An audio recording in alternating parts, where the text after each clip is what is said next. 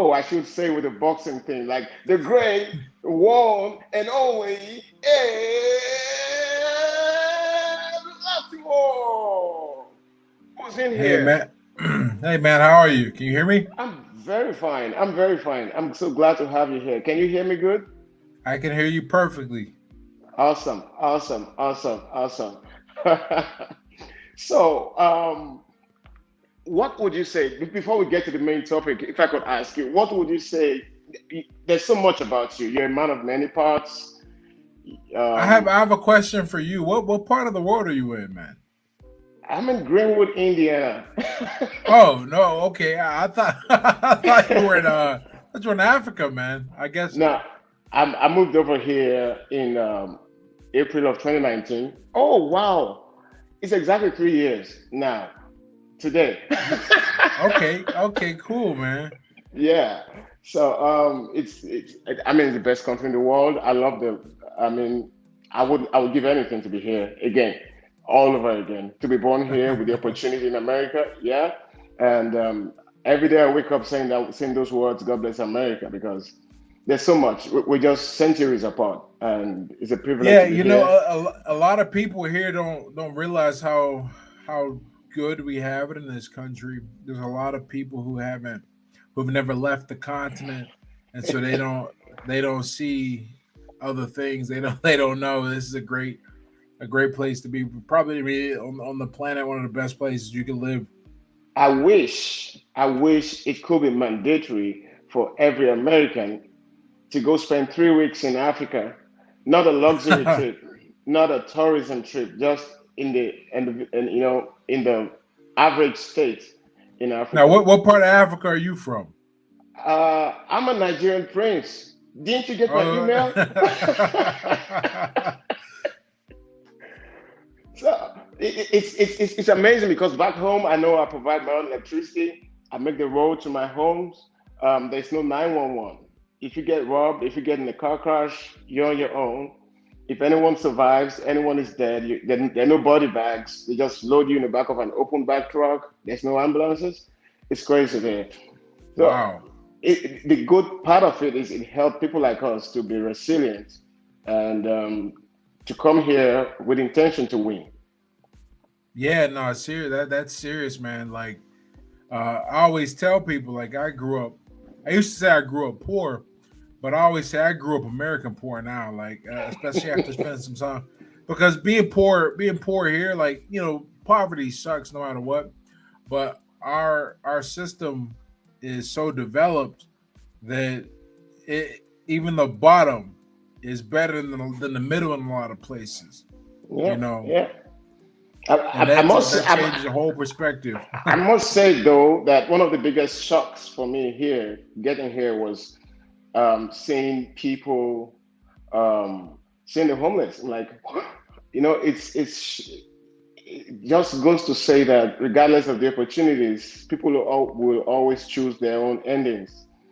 You Yeah, know, we have we have an incredible opportunity system in this country, but it's not equality of outcome. It's very much equality of opportunity, and absolutely. that continues. Like you were talking about in the introduction. Kind of my life and how I started and where I am now. That's all because we have amazing opportunities, and I did my best to take advantage of them when I finally got my head straight, and I was like, let's do something and be about something in this life instead of just wasting time. Before we get to the topic, I want to ask a very, you said something, and it's a topic close to my heart. As you know, this is the men's society. Um, I went through my own things growing up. I had both parents. I still have them, and but I was able to discover what you discovered in a more harsh way. You said you grew up without masculine guidance. How important do you think that is? Does it really matter? Can't a Yeah, it single mom matters can't a because single mom do it all? no, she can do the best she can do. Like I don't. Whenever that comes up, there's something that a lot of people don't like to hear, and she like my mom did an okay job. I mean, I really think it's okay. Um, but it was the best she could do because you have to remember that there are two things that kind of go on when you have a single mom. One, you are missing a masculine bit of guidance, and that's really important because especially if you're raising a boy, like no woman can teach a man how to be a man. It's just not how it's done, and boys interact with women different than they interact with men, and so there needs to be something to show that young man what to be and what to become.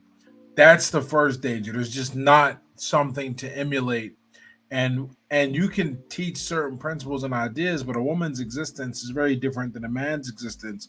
So even in doing her best, the odds for her being able to impart the correct lessons are inaccurate. For example, I think about one of the things that I picked up from my mom. I watch my mom always try and get emotional to solve problems. And she would call it showing her ass, right? That doesn't work for men. It's a bad idea for men to pick up that habit. And to her, that works for her because she's a woman. I can't be taught that. I'll get my ass kicked every Oh, time. No one's gonna gonna hit my mom, right? Or at least not in good conscience, and there'll be the blowback from society. So men have to learn how to deal with problems differently, and oh, that's like a really big thing that no one even talks about when they say that single women can't raise kids. It's not that she can't do the best she can, but her experience as a woman is a different experience than what a man goes through in this world. The expectations are different, and some of the ways that she can get away with solving problems do not work for men. And it'd be bad for a man to pick it up. You actually see this a lot in like the hood where there's a lot of single mothers. A lot of the violence, I believe, really stems from guys not knowing how to sit down like men and settle problems directly without oh, getting involved in there, without becoming emotional about the problem. You know, really, because that's not what they were taught. They never saw that behavior modeled, and yeah. I like to stay away from things like being taught how to lead and manage or be strong because women that can be I saw my mom be just as tough, right? but but the behavior and the expectation that comes with the behavior, that is bad. And on top of that, right, that we just talked about how boys get the incorrect kind of model. Well, girls don't get a model for how to bond with a man, and this is something that I didn't realize until recently, looking at my sister's relationships or lack thereof. She has no idea how to function and be in a relationship because where Hmm. would she learn it?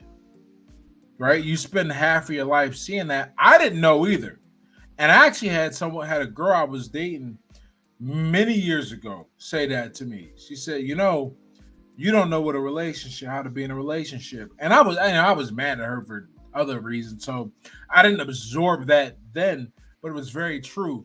I've been in a relationship now for 10 years with a wonderful woman. And I've had to learn a lot of things about how to be in a relationship. A lot of working together, how to understand how to communicate, how to, be a man. And now, fortunately, I'm picking that up in other Hmm. areas and the things I forced myself into, which we can go into if we want to. But the point is when you have and I'll say this, and here people always go, what about being a single dad? Is the penalty is harsh? Generally speaking, and here's why: the penalty is not as harsh on the kids because I can't remember who said it, but it's pretty accurate. Sum up and no explain. Life as a man is playing the game on hard mode. It does not like there are more men in prison, there are more men who are homeless, there are more men in trouble, more men get fired, right, in the military, all that, right? So men generally, if it's a single guy, already knows the world's going to be a tough place, and I've got to prepare you to toughen up. If anything, I'd say maybe they lack the ability to kind of bond and connect. but that shaping instinct, because of Hmm. the way we treat women in our society, that is what is, and I don't mean that positively or negatively. The women just don't grow up facing the harsh realities that men do. And it's important to prepare a child to face reality. Like you Especially can't the male. yeah. So that's where that comes from, and I had to figure out how to phrase that in the least abrasive way possible over time. But now I feel pretty comfortable with my argument, and it's not it's a hard one to refute because you really can't refute it. You know, it's Hmm. it's very much, you know. So if you can get a chance to get your son and these single moms who happen to be listening or watching, you know, you want to get them around some role models, whether it be an uncle Yeah. or get him involved in sports. No matter what, he's got to start learning what the world is like from a male perspective. As a daughter, I think that's harder because you don't want her. Girls in many ways have it hard when it comes to relationships, way harder in that regard because on the one end she's got all this power up front, right, for attracting a man, Hmm. Yeah. but uh, if the internal workings aren't correct, she ends up with the wrong man who is likely broken, or she waits and doesn't end up with any man, and then realizes, oh snap, I'm gonna get old one day, and be old in terms of like unattractive by age, a lot earlier than men and things like that. So it's really important because a woman, by nature of being the physically weaker sex and is wired a certain way, has to be comfortable with a man, has to learn how to trust men. I don't mean trust every man willy nilly because some of these niggas is crazy, but Yeah. like has to have the ability to do that. The way, you know, and that's what you learn, and that's what you see in a relationship. When you see, you know, when a kid sees their parents interact, they see love. Like I've never seen love. I'll be creating that for my family to see. You know, so I, I've never. I was going to add that. You see, personally, I think I was 21 before anyone ever said, I love you in my family. Like, Wow. I was 21 before, and I was the one who said it. I just had a burden to say it. And before I could do it that day, I had to go take a shower first because I felt icky. I felt like, and then I couldn't say it. So I called my older brother. He's a year older than me. He's huge. And I was like, and I used to have a stutter. So it made it even worse. And it, like, what do I want to tell him? He was worried. I said, I love you. And then he just gave me an embrace. And that's the first time I was 21, 22. That was the very first time anyone ever used those words in my home. Till date, if I'm talking to my parents, I say, oh, thank you. All right, mom, I love you. Okay.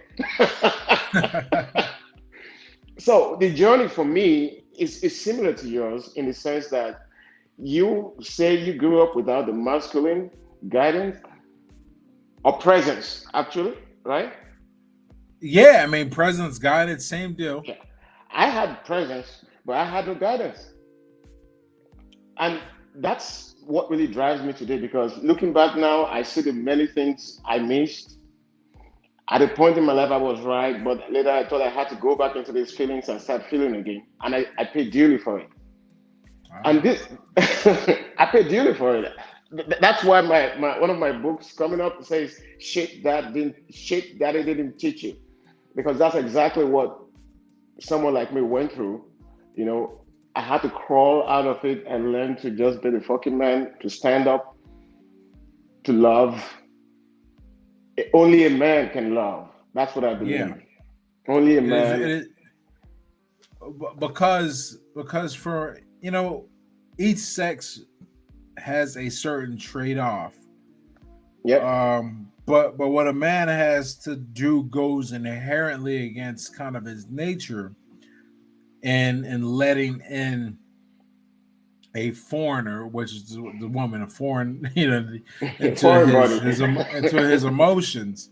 Hmm. And so it has to be, I think that has to be learned, um, and to do it in a a healthy way. Because what you see this a lot too with a lot of guys who come up with single moms. They're looking to latch on to somebody. I was no different. I remember some of my early teen relationships. You latch on because you're looking for something. Because that's the thing, It, it's not an infinite pool, right? You have to for a woman to attempt to God a man. She said she has to be more like a man. So there comes a certain point where you stop getting affection, or at least not the affection you need, because she can't.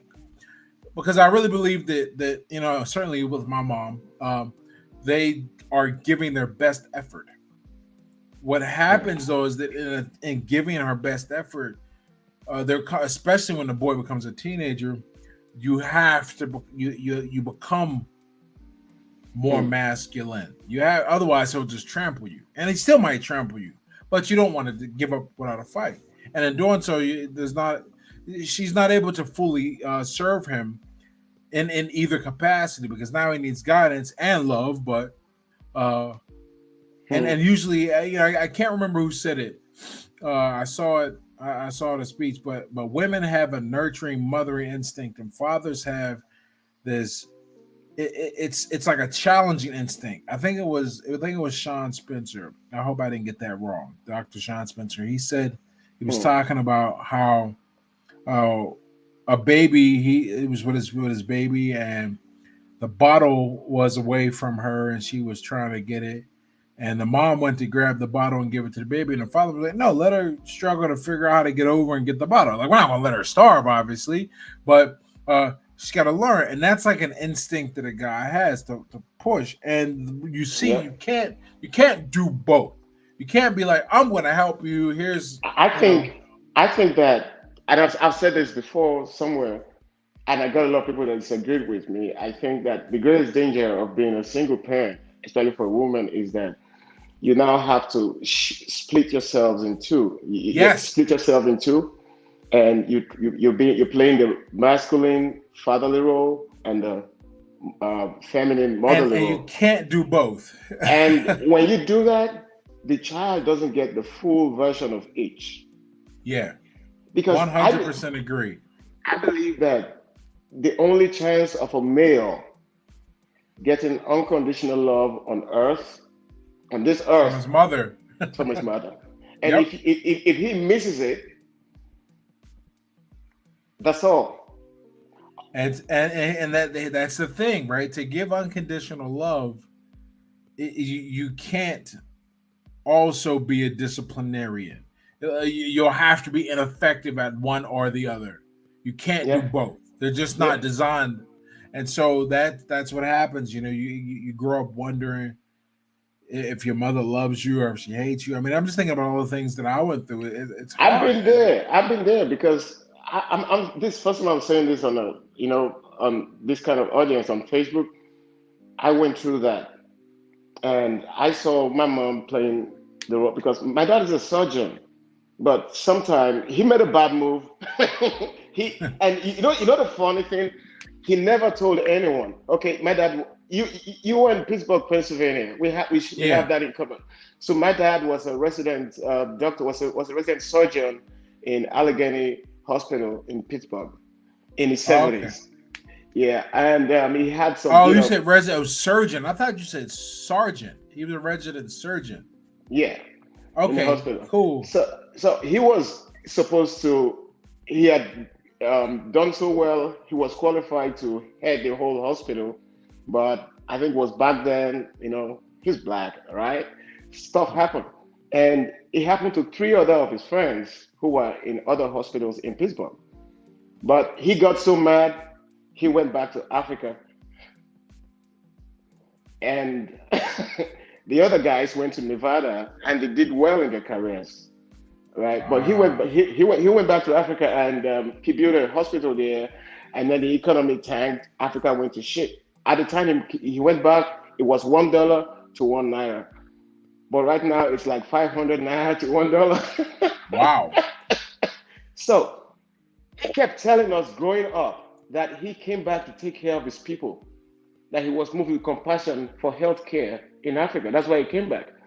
When I moved here in 2019, he called me one day and he says he's never told anyone this before. And that's when he told me the story that it was his anger that made him leave. That for the first time he's admitting he should never have left. You know, so Ah, that thing crippled him. Even when he came back, he couldn't really do much. He built a hospital, but it was all, he just wasn't his best self. Still very good man, good at his job, is excellent, he's popular there, well respected nationally. But my mom ended up taking the lead most of the time, right? And so for because he someone like, was. yeah, and she herself was not available emotionally because she's coming from a polygamous home, abusive dad, not sexually abusive, but like, physically abusive dad. Yeah. So she was not emotionally available to any of us kids. But I'm the first person to ever wake up and be like, hey, I know I'm missing something because somehow in relationships, I kept getting it wrong. I kept hoping to qualify for love. Yeah. Nah, dude, exactly right, man. That's how you get it. You get it. That's exactly how it is. And a man should never try to qualify for love, really. Right. Which, but what do you know? What do we know? What can we do? Yeah, that's why we're here. Which brings us to the topic of today. We're talking about prenups. Prenups. Yeah. So, before I let you speak, Jay McConey, I'm sure you know him yeah. I know. I mean, I don't know him, but I know him from Facebook. from Facebook. Yeah, I think he's in Zimbabwe, and he made a lot of comments about why prenups are a good thing and a Yeah. smart thing.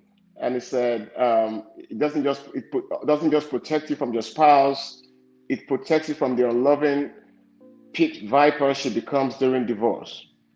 Mm-hmm. You know, and it says a lot. There's so much he wrote here. Um, 7 points he gave why he believes in the prenup. And what brought us to this event tonight was I said prenup is for cowards. And before you speak, I really want to bear my mind on this. Okay, I I lived in the fear of this coming here. Okay, I moved to the U.S. married, and then I was okay. I mean, everything was great. Everything was doing great. But somewhere along the line, a lot of drama came in. It's common when people migrate to America, the land of the woman. You know, you can yell, you can do anything. We barbarians in Africa will do in court. I'm not a barbarian. I'm just saying. You know, Yeah. so it's sometimes it's almost as if the woman begins to grow her own wings. Like, okay, oh, I can do this. I can answer back, and you can do shit to me and stuff like that. So I went through all that, and because I was running an online business, I began to live in that fear that hey, well, I either have to put up with this shit or walk out and lose half my shit. Yeah, that's an interesting fear. Okay. And I lived with that for a very long time. And during the period I lived with it, I discovered it affected my own productivity because subconsciously I began pulling punches in my business because I'm like, hey, I'm not gonna labor my ass off and build this shit. I was already making 100. I was already doing 100 grand per month in my business, you know. And I was like, I'm not going to grow all this and then have someone just split it and then go fuck someone else. you know. So I went through all that until I got to that position because I'm Christian. So my at the base, I may do anything, but my rock, the base of everything I believe is there. So if I lose Yeah. everything, I come back. Sometimes I go astray, I come back there. Now it says love your wife. You can love someone you're protecting yourself from. How? Because so you go ahead. Let me hear you more on this. Well, I mean, my general thought process is this. I always use an analogy and then I'll go in depth. I go, everyone No one gets in the car expecting to crash, right? Mm-hmm. But you put your seatbelt on and you have insurance, and everyone thinks they're a good driver. You know, they don't think anything is going to happen. But there are forces, at play that can cause an accident to occur. Now, this is a rough analogy, Yeah. but to make the general point more specifically, right? The the problem, I can only speak. Well, we're in the United States, so if you get into a divorce situation, you're about to be separated.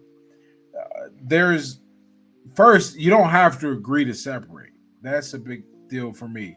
The other person can decide they don't want to be with you, and there's nothing you can do about it. And then they can decide to go after you. Now, I don't believe that most. I know it exists. I don't think it's common that women will get with a guy just so they can divorce him and take his money. Right? I don't think that happens. What I do think happens is Mm-hmm. that for whatever reason a divorce occurs, um, it becomes about inflicting pain and not about just separating out for a lot of people. And a quick way to go after somebody is their money. Particularly, I don't believe. Well, okay, I'm kind of torn on this. I think you should definitely, if you take, I can only speak from a man's perspective, right? If you take a woman's youth and and she doesn't divorce you, right? Like you decide you want to leave. I think you should come up off some bread. I don't think the state should decide that. I think you guys should come up with a number beforehand, but you should do something because that's a very valuable thing you took. And in fact, to me, I think one of the worst things, if not the worst thing a man can do, is just take a woman's youth and then discard her when she gets old because that's an invaluable asset to him. It's more valuable than money because you can't get it back. And she gave it to you, and you should, if you leave her, right?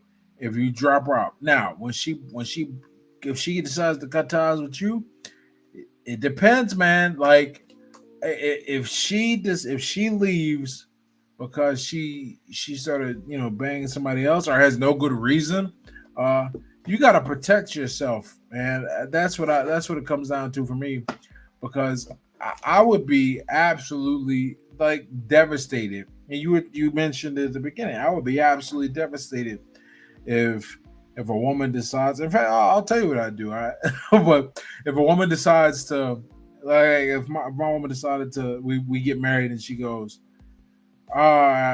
well, I don't think this is working out. I'm going to bounce. I'm like, what's wrong? She's like, I was going to leave. Or I find out she's with somebody else and she separates, and now she's going to be able to legally put claim on my Mm-hmm. money. Uh, that's going to It's gonna sting. It's hurt. like because I Yep. didn't because now if I do something that causes to separate, that's fine. I pay a penalty. I'm cool with that, and I think that should be drawn up into the prenup. But to me, the prenup is basically setting the stakes without the state being involved. That's how I look at it. I don't like the idea of the government coming in and deciding how you guys separate. I think there should be certain clauses that you got to pay some bread. For example, if you cheat on her, especially when she gets older, and you guys decided not to that wasn't going to be a thing, and she wants to leave because of that, yeah, you should have to pay for that. I think because you took the youth, right?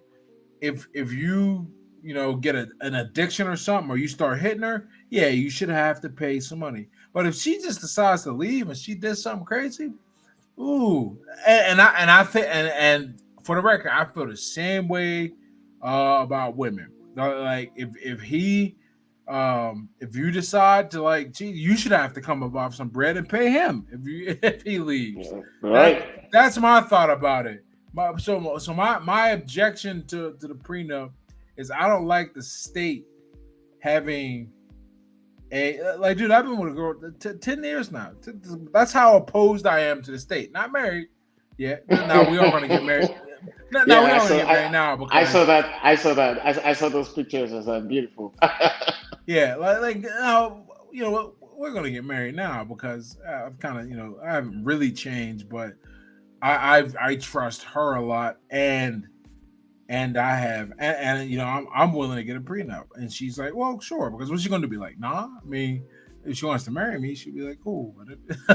but For real. but I love and adore her, and I would never like I said. I mean, like if I messed up, I would come up off money because I took your most valuable asset when you could have traded it for maybe a better deal, and I screwed it up. And I don't think you would get a better deal than me. But the point is, but my point is, I reneged on my end of the bargain, and Yep. that's I take that, and then don't even get me started when kids are involved.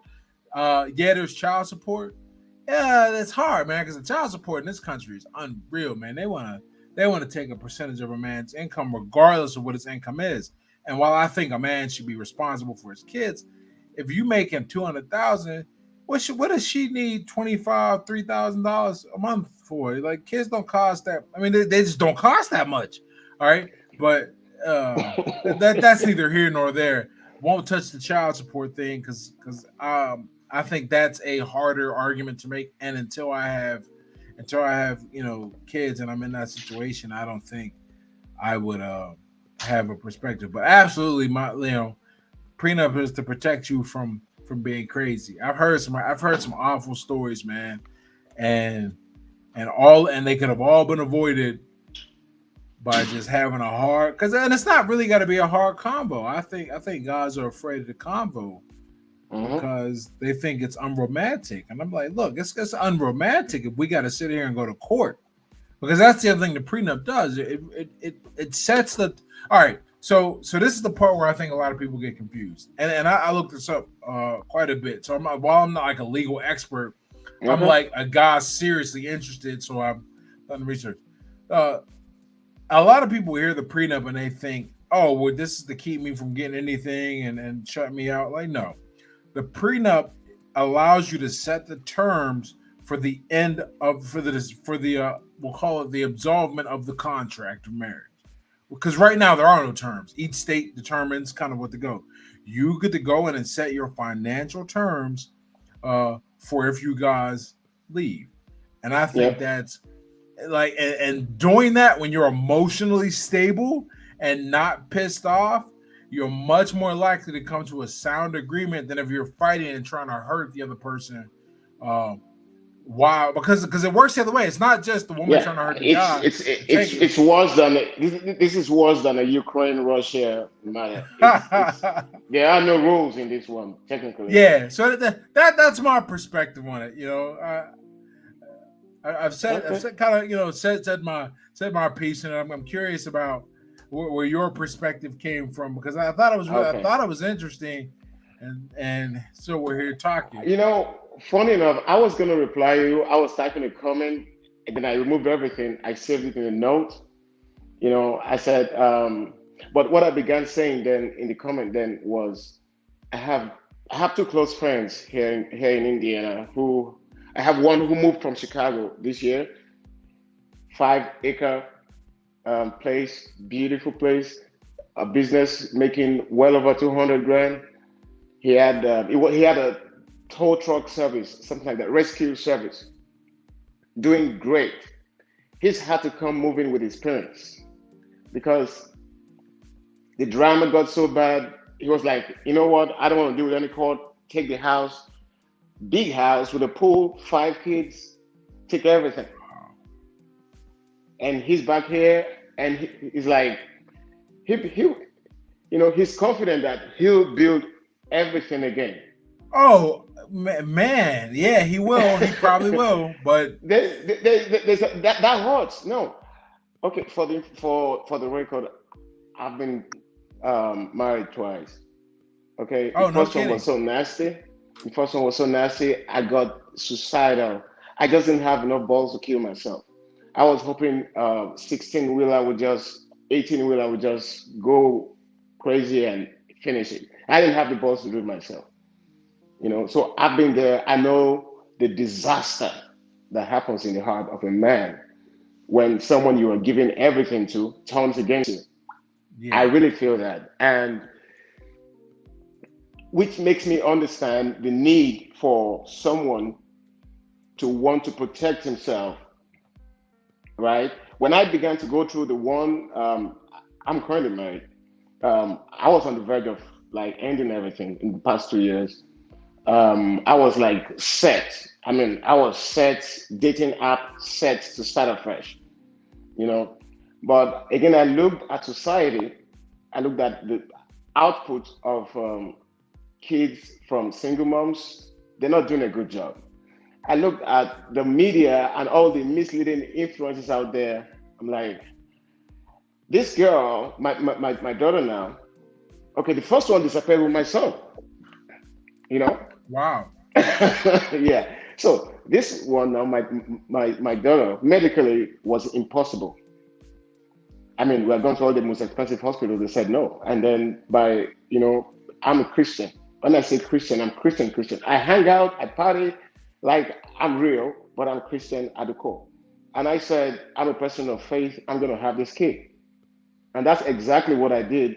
I began to use the Bible principles. They said it was impossible to have a child, for my wife to have a child. But we have a daughter, she's 5. I'm like, then I start thinking, I've gone through all this to make this happen. Then I'm going to walk away and let her be at the mercy of some fake step parent or, um, you know, sugar baby boy or something.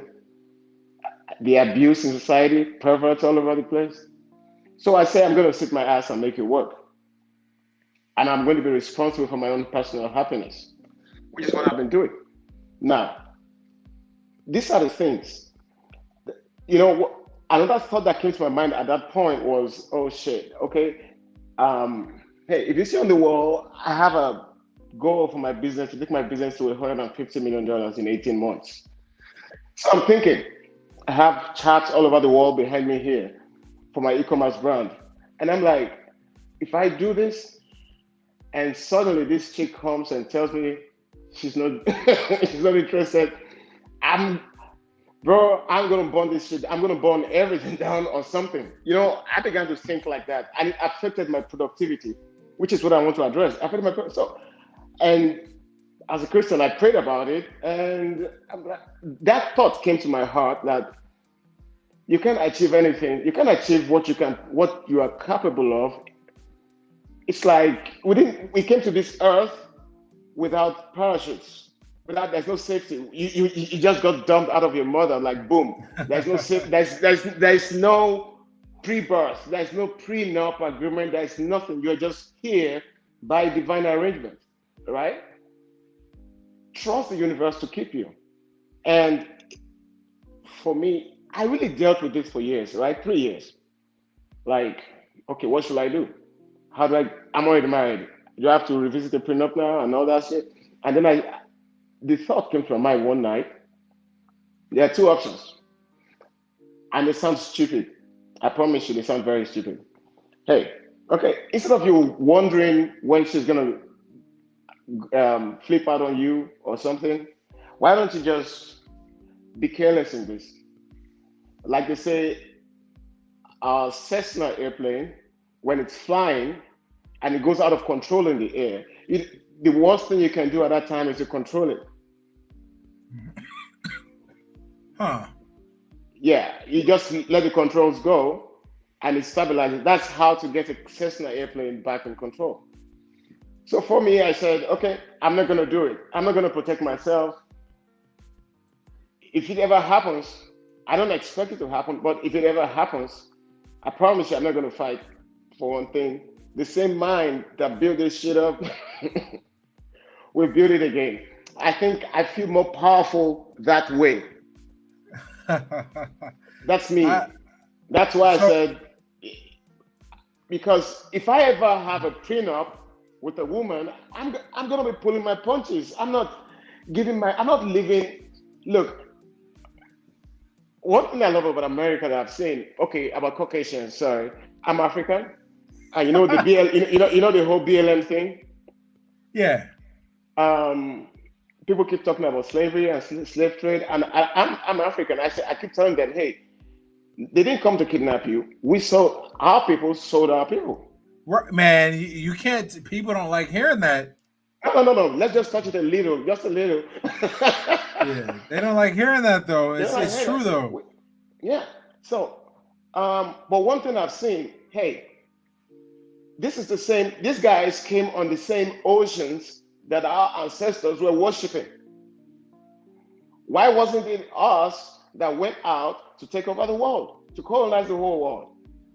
Because even God allows dominion. He says, "Be fruitful, have dominion." Right? And anyone who is being careless deserves to be dominated in life. Every group of people who are careless deserve they deserve it because you were lax, you were careless, and then they came and took over. How did that happen? You have the same brains, right? So, but what I've seen, and one argument I keep telling people, I'll be very honest with you, I don't have so many friends like this who share this angle, who share this mindset. I keep saying, you keep talking about how many slaves died on the way back to the states, to the plantations. Do you know how many of these guys died from malaria coming down to Africa to come and get people? They died. But they never, for once, they never for once like, oh shit, we're all dying. Okay, let's cancel this program. No, they never said that, and that's why Huh. I say I respect these guys so much because if you watch Fail Army, I watch Fail Army anytime I'm out, and these guys have no fear. They live life fully. But as a black man, hey, no, I don't want to go yeah, I don't want to go bungee jumping. I don't want to try all this Man, dangerous. dude, you won't catch me. But whatever, I'm not bungee jumping. I'm not skydiving. I like roller coasters. Oh, I I tried it won't even. last year. I'm not gonna be on a motorcycle, man. Like, yeah, dude. Hey, it's funny, man, because it's people always ask me. They're like, "Yo, man, you used to fight. You can't do Yeah. this." I'm like, "That's control. Like, I can train and deal with that. Like if something goes wrong in there, I can like fix it. Like, but if the bungee snaps or the parachute don't come out, that's it. What's the old So joke? You can bungee, you can parachute, you can that's the skydive point. without a parachute one time. That's the point. Now, back home, we're so superstitious back home. Like, if you're heading out of your house and you stub your toe against a rock and it bleeds, you got to go back home. That's bad luck. And that's how we live. That's how we live. And they might even take it further and build an altar there and start worshiping it. Okay? But these Okay. guys, I heard about this stunt bike rider who died, who passed last year. I think it was 19. And he was making a stunt, and he died sometime in August last year. I don't remember his name right now. He died, and everyone was over with it. He died, and it just passed. He just died, like boom, all gone, forget. And there's no one mourning, there's no one suffering because he died. They're remembering him for good. They are living out their lives, and when you die, you fucking die. It's time to go. Good, gone. Next. There's no sorrow. There's no deep lessons to learn from him risking his life foolishly. There's nothing. He lived his life, and that's how I really want to live. I don't want to bulletproof myself from love or from being hurt. I had a girlfriend. I'm going to have you say something. I had a girlfriend, a girl I liked many years back, like this is 2014, and I really liked her. That was the year I said I was going to be single all through, and then six days later, I see her, and so I just catch my feelings, and I'm obsessing. I'm trying to get this girl, and the next thing she starts giving me the runaround. But I'm still there for her. She says she has a boyfriend. I said, fine, no problem. I don't want to be your boyfriend. I want to marry. And then anytime she needs something, she comes to me. When she's sick, she calls me. I take her to the hospital. I show her love and all that. But when she's back to health, she's gone again with the other guy. Okay. So a lot of friends said, hey, you're being the fall guy. And one day I call her, I tell her in person, I say, hey, I'm not a fool. Yeah, I like you a lot. I know I probably made I'm soft on you. I know that. But I want you to know something. I'm using you to exercise my heart so that when I meet the person who's going to appreciate me as a king, I'm going to be informed. I'm not going to change my ways because you're stupid or you're blind. You're so blind you can't appreciate my kindness and my niceness to you. I'm not going to stop being loving to you until I replace you. And that's exactly what I did, you know? So that's how I feel we should live. Live out loud, live out bold, don't protect yourself. Like, hey, the same mind that built that shit can build more I because you think have, yeah, okay. so now first off, much respect to that manner of living. I am we're very similar in this regard. Here's the main difference, and I think this is kind of what Jay was saying and what I'm saying. No one, I think you for I think you No, come forget on, that. Yeah, I'm trying to unleash. figure out the best way to say it. I think you forget that there is another entity involved that can decide to do what it wants to do. Like you can live balls out and all that, but you're gonna pay a severe penalty if she decides to bounce. Now, I also believe this 100%. While nothing is foolproof, you can do yourself a great service by picking the right girl, Yep. and you got to understand what picking the right girl is. A lot of guys think they know, they have no idea, and then continue to be a solid person in the relationship. I think that greatly minimizes. It doesn't reduce, and that's what that is. Just like, look, the seatbelt ain't got shit to do with whether you crash the car or not. And you're not trying to crash the car. But if you crash the car, Mm-hmm. that's what the seatbelt and the airbags are for. If somebody hits, if somebody blindsides you, you perfect driving, broad daylight, somebody blindsides you. That's what all the airbags and seatbelt is for. And that's how I look at the prenup. It's not about planning for things to Hmm. go wrong. It's not even really about Can I, can I, can something that makes I you hold back. can I ask a Yeah, question? Yeah. yeah, yeah, Before yeah. before I ask, I want to show you guys. If you're watching this, I want to show you guys my book. Okay, that's it right there.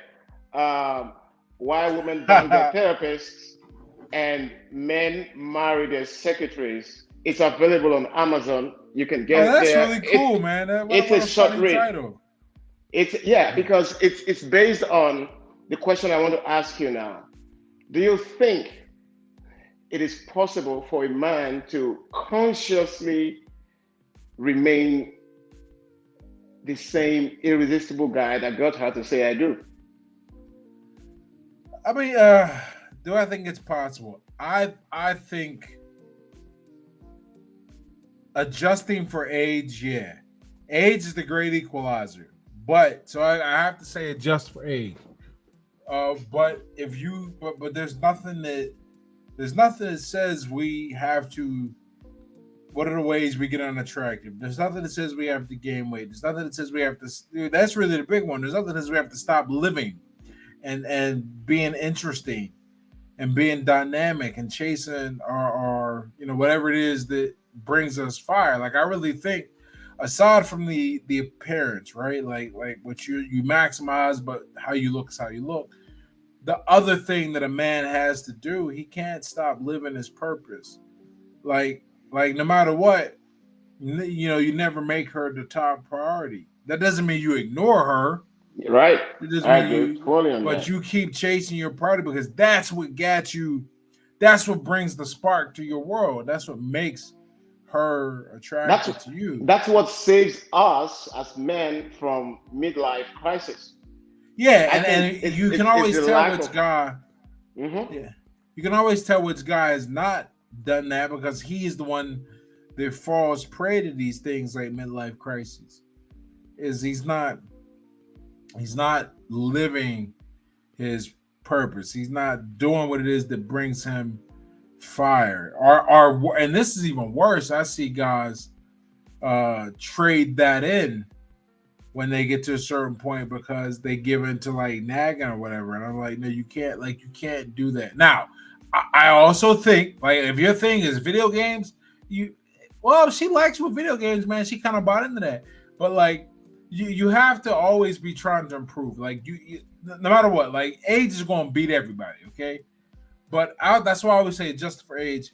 I think it's not only possible to stay that guy, but you should be improving. You should be always like I know in every single metric, I'm better than the guy I was when I met my girl. Like every single metric, Mm-hmm. you know. Mm-hmm. And in Mm-hmm. 10 years, I should be even better than I am now. Now I'm gonna be 10 years older. I'm gonna be 47, but I'm gonna still be in shape. Still gonna be kicking ass in life. I'm still gonna be passionate about the things. I'm still gonna be me, and I'm going to at least be the guy that she was interested in. You made a post when this guy first said it. This fitness guy, Cortez Yeah. Alexander, the guy that looks like Jesus. Um, I think he made a tweet or an email like, "If you drink beer, you're stupid" or something like that. I got so mad why I didn't reply. I got triggered like, So it turns out 4 months ago, I just tried to sit down and I'm like, what is this? So then you began talking about it too early this year. I think late last year, early this year about quitting alcohol and stuff. Yeah, I've been sober for Yeah. 8 years now. So for me, I took that up, and I'm flat now. I'm just waiting for the six pack to show, but I'm flat now. I can. But yeah, you trimmed out, which is like yeah the thing. I mean, you got to remember, um, I can't speak to like Nigeria, but you've got a great set of odds being from one place and looking in America. Americans are incredibly in this regard lazy. Like they do not maintain their health. And now part of it is like this is an abundant place, and it's fueled by greed. So people are trying to figure out how to pack calories and the stuff so it tastes better. And then you get people that sit in front of the computer all day, don't work out, and then yeah, I mean that's what it is, man. They go to work and don't work out after or before. So people are so used to being out of shape they take it for granted. But what we desire hasn't changed, you know Mhm. like I never want to be like I always want to be able to take my shirt off in front of people and be like, okay, that guy's in shape. I don't want Yeah. people to look at me and be like, yo, you falling off. Like, no, man. I like when you see me, you should wonder what the hell's wrong with you. That's I like that's that. the idea. And if you approach life with this idea, and this is how I live my life. I'm always getting better, growing, and improving.